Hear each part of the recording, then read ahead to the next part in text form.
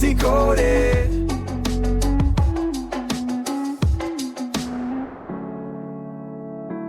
Welcome back to Book Decoded, the podcast where we crack open a fascinating book and serve up the juiciest bits of knowledge just for you. All right. And today we are diving into Golden State, The Making of California by Michael Hiltzik. Oh, this is a good one. Yeah, and we're going to take you on a whirlwind tour of California's history, from pre-statehood myths to earthquakes and Spanish missions Hollywood to Silicon Valley. All of it. It's going to be a wild ride. It is going to be a wild ride. You know, it's funny. Even before California became a state, it seemed like people were already debating whether it was a paradise or a disaster waiting to happen. Oh, yeah. Like Hiltzik actually quotes another writer, McWilliams, who said that writers about California were either ludicrously gullible or liars and boasters. Yeah, that's pretty harsh. A little bit. But it speaks to this tension that surrounds California, you know? Yeah, is it the land of opportunity or is it all smoke and mirrors? Right. Well, to get to the bottom of that, we need to go back to the beginning. Okay. And for many, that means the gold rush. We've all heard the stories of those fortune-seeking Argonauts, but I'm curious, what nuggets did you find most fascinating in Hiltzik's account? Well, one thing that struck me was the environmental impact of the gold rush. Oh, interesting. Yeah, we often focus on the human drama, but Hiltzik really highlights the ecological consequences. I see. You think about it, millions of people suddenly descend on this region and they need to eat. So they brought in cattle and sheep, right? Exactly, to feed all those hungry miners. Makes sense. And those animals grazed pretty much nonstop, devouring the landscape. Oh, wow. Yeah. Hiltzik writes that the ecological damage from overgrazing was significant, and we're still dealing with some of the consequences today. It makes you think about the hidden costs of progress sometimes. Yeah, it does. It reminds us that even in those early days, there was a cost to California's rapid growth. For sure. There were always trade-offs. Always trade-offs. But there's another side to the gold rush that I found particularly interesting. While most prospectors didn't strike it rich, some savvy individuals saw opportunity in all that chaos. Of course. You're talking about the guys selling the picks and shovels, right? Exactly. The ones who made a fortune off the gold rush frenzy. The suppliers. Yeah. Hiltzik tells the story of Huntington and Hopkins, who started with a simple hardware store in Sacramento. No. They saw the influx of miners and realized they were sitting on a gold mine of their own. Talk about being in the right place at the right time. Right. Wow. But it wasn't just luck. Okay. They were smart businessmen who understood the power of supply and demand. I see. And they later used their profits to invest in the Transcontinental Railroad, which became another pivotal force in California's development. That's a great reminder that sometimes the real opportunities lie not in chasing the obvious, Right. but in finding creative ways to support those who are. But let's not forget the gold rush wasn't all sunshine and roses. Nope. Hiltzik mentions a guy named Hinton Rowan Helper, who was appalled by the lawlessness and social upheaval he witnessed. Yeah. Helper provides a really stark perspective on the darker side of the gold rush. Yeah. He talks about rampant crime, violence, and a general lack of morality. So even back then, California was already grappling with these contrasting forces of ambition and disorder. Right. Ambition and consequences. Right. Always. But before we get too caught up in the gold rush, Sure. let's rewind a bit further Okay. and talk about how California got its name. Oh, I love this story. It's a story that might surprise you. Lay it on me. Well, believe it or not, California's name might have come from a 16th century Spanish romance novel called Esplandian. Wait, are you serious? Yeah. A romance novel? A romance novel. Really? The book describes a mythical island called California ruled by a powerful queen and said to be full of gold and exotic creatures. So you're telling me California was named after a fictional paradise? It's a strong possibility. Oh my gosh. It seems early explorers like Cabrillo might have been familiar with this popular novel, Wow. and perhaps consciously or subconsciously applied the name to the land they encountered. That's incredible. I mean, talk about a case of life imitating art. It's almost like they were trying to manifest this mythical land into reality. Yeah, the power of storytelling. Right. It's amazing. But speaking of Cabrillo, he's a great example of how even the most experienced explorers could be fooled by California's coastline. Oh, what do you mean? Well, Cabrillo, in all his explorations, actually managed to miss the Golden Gate entirely. He did. No way he sailed right past one of the most iconic landmarks on the planet. He did. Wow. And Vizcaíno, another explorer, also failed to generate much lasting interest in California from the Spanish crown. So for a while there, it seemed like California was destined to remain this hidden gem just out of reach. It did, at least from a European perspective. Right. But eventually the Spanish did return, and this time their mission was less about exploration and more about conversion. Ah, you're talking about the missions. Yes. They're such a big part of California's history.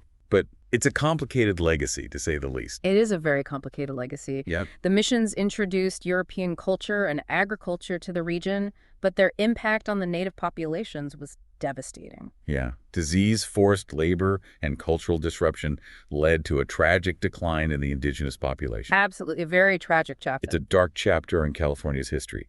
But eventually, even the Spanish influence began to wane. Right. The Mexican War of Independence shifted the balance of power, and California became part of Mexico. And this transition also brought its own set of challenges, right? So it did. Because of the growing tension between the Californios, the descendants of Spanish settlers, and the increasing influx of Americans. Exactly. And those tensions would eventually lead to the Bear Flag Revolt and California's annexation by the United States. But before we jump into that chapter, let's talk about the force that truly reshaped California, the railroad. It changed everything. It's synonymous with progress expansion Manifest destiny. and a whole lot of drama, wouldn't you say? Oh, yeah, a lot of drama. And at the heart of that drama are the Big Four: Yes. Huntington, Hopkins, Stanford, and Crocker. The Big Four. These were the men who turned the dream of a transcontinental railroad into reality. It's an incredible story. But I have a feeling it wasn't all smooth sailing, right? No, not at all. Yeah. They started with very limited resources, and so they had to get creative. So how do they do it? Well, they created this construction company, the contract and finance company, and used it to funnel a lot of the railroad profits into their own pockets. That's pretty sneaky. Did anyone call them out on this? Well, the public eventually caught on, but by then, the Big Four had amassed enormous wealth and political power. So they kind of got away with it. Essentially, they did, yeah. And they even managed to make those construction company records disappear when investigations got too close. Oh, wow. They were playing hardball. Yeah, they were playing for keeps. But despite their questionable tactics, the impact of the railroad was undeniable. It really was. I mean, it connected California to the rest of the nation, fueled economic growth, transformed the state's landscape. But this transformation came at a cost, right? It did. There were clashes with settlers. Oh, yeah. The infamous Battle of Muscle Slough. Tell me more about that. It sounds intense. The railroad was acquiring land and resources, often displacing those who stood in its way. Oh, wow. The Battle of Muscle Slough was a violent confrontation between settlers and railroad agents over disputed land titles. And didn't the railroad control the narrative around the battle? They did. Making the settlers look like the villains? Exactly. They had a strong influence on the media so they could shape public opinion in their favor. Wow. And they also exploited the anti-Chinese sentiment that was prevalent at the time, I see. using Chinese labor extensively while simultaneously stoking fears about them taking jobs from white workers. It's a reminder that progress often comes with unintended consequences. It does, for sure. Yeah. But the railroad wasn't the only source of conflict in California. Right. Another key element that shaped its history and continues to do so today is water. Ah, yes, the water wars. Yes. Tell me more about those legendary battles over this precious resource. Well, at the heart of it was the clash between two different legal doctrines: Okay. riparian rights and prior appropriation. Yeah. Riparian rights essentially said that landowners next to a water source had the right to use that water. I see. Prior appropriation, on the other hand, gave priority to whoever used the water first, regardless of their location. Oh, that's interesting. Yeah, so it created this real tug of war over who had the right to control and use this vital resource. Makes sense. And this played out dramatically in the conflict between Miller and Lux, Okay. a massive land and cattle operation, and Henry Hagen, a mining magnate, trying to create a vast irrigation network. This sounds like a clash of titans who came out on top. It was a long and bitter fight with legal battles, political maneuvering, and even physical confrontations. Well, wow. Ultimately, they reached an uneasy truce, but the conflict highlighted the enduring tension over water rights in California. And that tension continues to this day. Right. But so far, we've been focusing on Northern California. Right. What about the rise of the South and the city that would become a global icon? Los Angeles. It's a city that conjures up images of Hollywood glamour, sprawling beaches, and maybe even a bit traffic gridlock. Yeah, some things never change. But as Hiltzik reminds us, its story is just as complex and fascinating as any film that comes out of Hollywood. Oh, absolutely. Yeah. You know, while San Francisco was booming during the gold rush, Los Angeles was a relatively sleepy pueblo. Yeah, it wasn't until the late 19th century that things really started to take off. What sparked that transformation? Well, a few things converged. The arrival of the railroad was a major catalyst. Okay. It connected Los Angeles to the rest of the country and opened up new markets for its agricultural products like citrus. So it was oranges that fueled Los Angeles's early growth. In part, yes, but there was also a wave of real estate speculation. People were buying up land, subdividing it, and selling it off at inflated prices. This was a bit like the gold rush all over again, but with land instead of gold. Right. And amidst all this, there was one figure who played a particularly pivotal role in shaping Los Angeles, William Mulholland. Ah, Mulholland. Yeah. The man who brought water to the desert. That's a story I've always found intriguing. It's a legendary tale full of ambition, ingenuity, and as Hiltzik points out, a fair amount of controversy. Yeah. Mulholland was a self-taught engineer who had this vision of transforming Los Angeles into a thriving metropolis. Los Angeles is notoriously dry. Where did he find the water to support such a rapidly growing city? That's where the controversy comes in. Mulholland set his sights on the Owens Valley, a fertile region hundreds of miles to the north. Oh, wow. Yeah, and he orchestrated a series of shrewd and some would argue unethical maneuvers to acquire water rights from the Owens Valley farmers and build the Los Angeles Aqueduct. So he essentially diverted water from one region to fuel the growth of another. He did. And while the aqueduct was an engineering marvel and undoubtedly facilitated Los Angeles's growth, it also had devastating consequences for the Owens Valley. Oh, yeah? The region's agriculture suffered, its ecosystem was disrupted, and the farmers felt betrayed. That's tough. Yeah, it's a classic example of how progress for one group can sometimes come at the expense of another. It also speaks to this theme we keep encountering. Yeah. This enduring tension between ambition and its consequences. Absolutely. But Los Angeles wasn't just about infrastructure and real estate deals. It was also a breeding ground for social and political movements, a place where people flocked to reinvent themselves and perhaps even create a better world. I see. So it was a place for dreamers and reformers. Exactly. It's interesting to think about Los Angeles as a hub for social change. Yeah. What were some of the movements that took root there?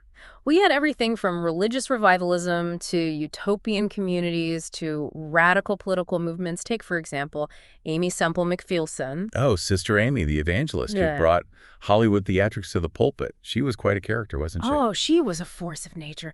Imagine Los Angeles in the Roaring '20s, a time of rapid change, social upheaval, and this yearning for something more. Okay. And then onto the stage at Angela's Temple steps, Aimee Semple McPherson, this charismatic evangelist with a flair for the dramatic. Right. And her sermons were like nothing anyone had ever seen before. What do you mean? Well, Hiltzik describes her sermons as these elaborate productions full of music, costumes, and even special effects. Wow, she was putting on a show. She understood the power of spectacle and entertainment. And she used it to connect with people on an emotional level. She did, offering them a message of hope and redemption in a rapidly changing world.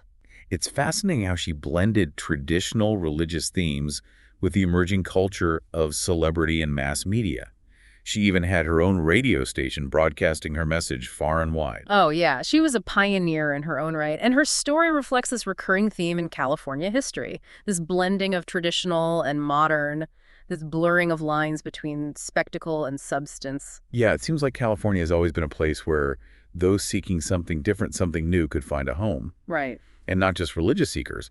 Hiltzik also mentions these utopian communities that sprang up like the Kauai Cooperative Commonwealth. The Kauai colony is a fascinating example of the utopian impulses that have long been part of California's story. Okay. These were folks inspired by the socialist ideals of Edward Bellamy's book Looking Backward, which envisioned a future society free from poverty and inequality.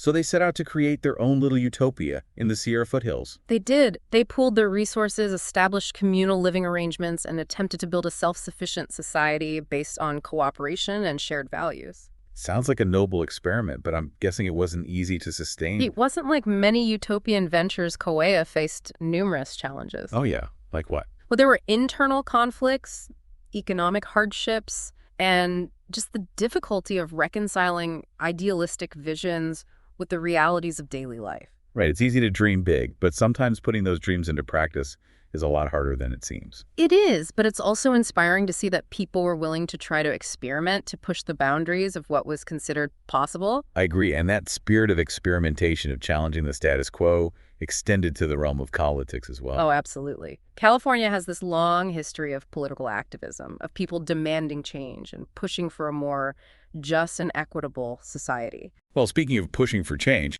We can't talk about California's political history without mentioning Upton Sinclair and his EPICS movement. Upton Sinclair, the muckraking journalist who shocked the nation with his expose of the meatpacking industry in the jungle, decided to tackle a new kind of jungle. Okay.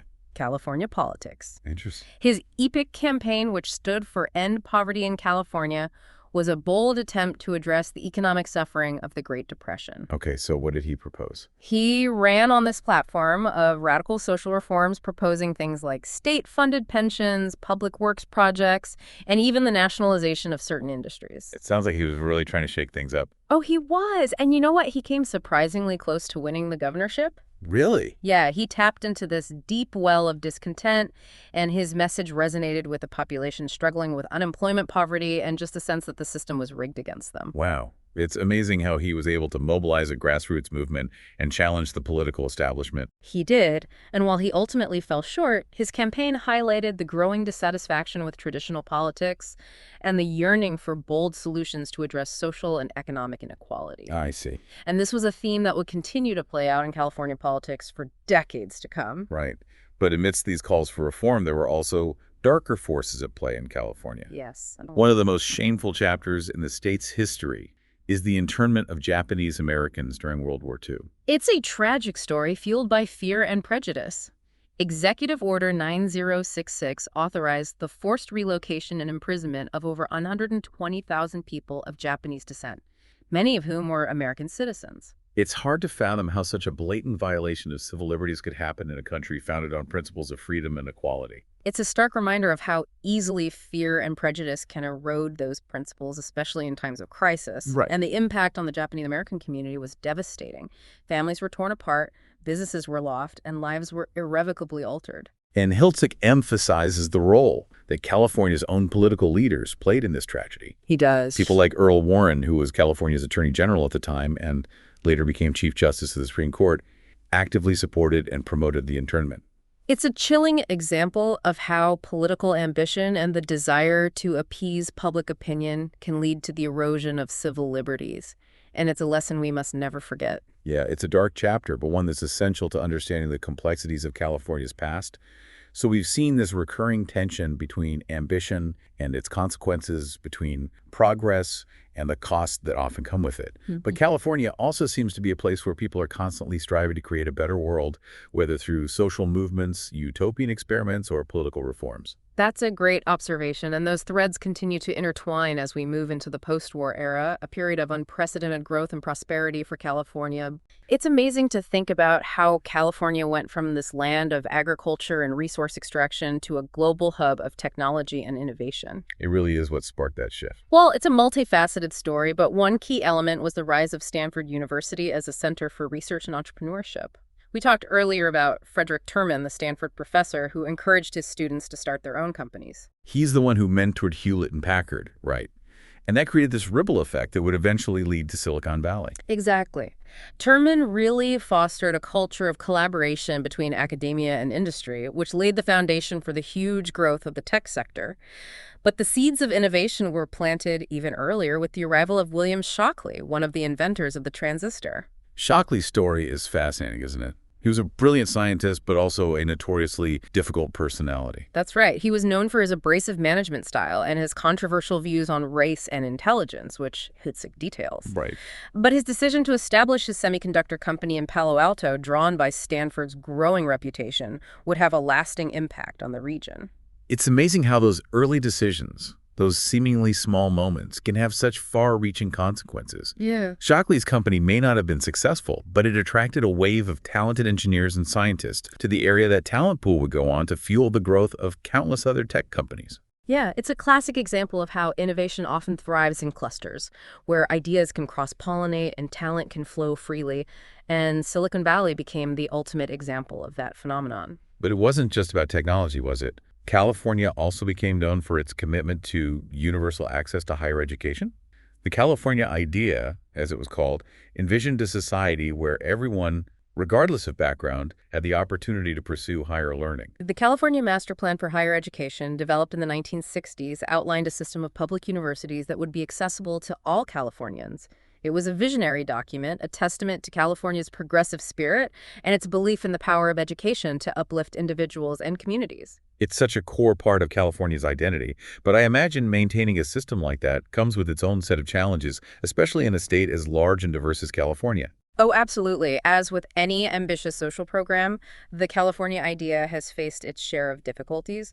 The costs of maintaining such a vast system of higher education have been substantial, and there have been ongoing debates about funding priorities and how to ensure equitable access for students from all backgrounds. And those debates have sometimes played out in dramatic ways, haven't they? The student protests at Berkeley in the 1960s were a pivotal moment in the history of higher education. The free speech movement at Berkeley was a powerful expression of student activism challenging university rules and demanding greater freedom of expression on campus. Those protests, which were part of a broader wave of social and political activism, had a lasting impact on the relationship between universities and students. They sparked a national conversation about academic freedom and the role of universities in society. It was a time of great upheaval, and those tensions reflected the broader social and political changes happening across the nation. California, with its history of challenging authority and pushing boundaries, was at the forefront of those debates. But even as California was investing in education and fostering technological innovation, it was also facing the consequences of its own success. Rapid growth brought environmental challenges, social disparities, and a host of political battles. That's right. The environmental movement, which gained momentum after the devastating Santa Barbara oil spill, really highlighted the need to balance economic growth with environmental protection. And those concerns have only intensified in recent decades as California grapples with the very real effects of climate change, from drought and wildfires to rising sea levels. Absolutely. California has become a leader in enacting policies to combat climate change, but the challenges are immense. It will require continued innovation, collaboration, and a willingness to make difficult choices. And then there's the enduring debate over affirmative action. California has been at the center of this debate for decades, hasn't it? It has the 1996 passage of Proposition 209, which banned the use of affirmative action in state institutions, was a pivotal moment. It sparked legal challenges and intense debates about the best ways to address historical injustices and create a more equitable society. It's a reminder that California, despite its progressive reputation, is still working through these complex issues of inequality and discrimination. It is, and as we've seen throughout this exploration of Golden State California's history, is a tapestry woven from threads of ambition and idealism, of progress and conflict, of dreams achieved and dreams deferred. It's a story that's still unfolding, full of complexities and contradictions, but always captivating and thought-provoking. And as Hiltzik so skillfully illustrates, understanding that history, with all of its triumphs and tragedies, is essential to understanding the challenges and opportunities facing California today. Well, that brings us to the end of our deep dive into Golden State. The making of California. It's been a journey full of fascinating insights and unexpected twists and turns. We hope you've enjoyed exploring this compelling history with us. And if you're intrigued to learn more, we encourage you to pick up a copy of Golden State and delve into the rich and complex story of California for yourself.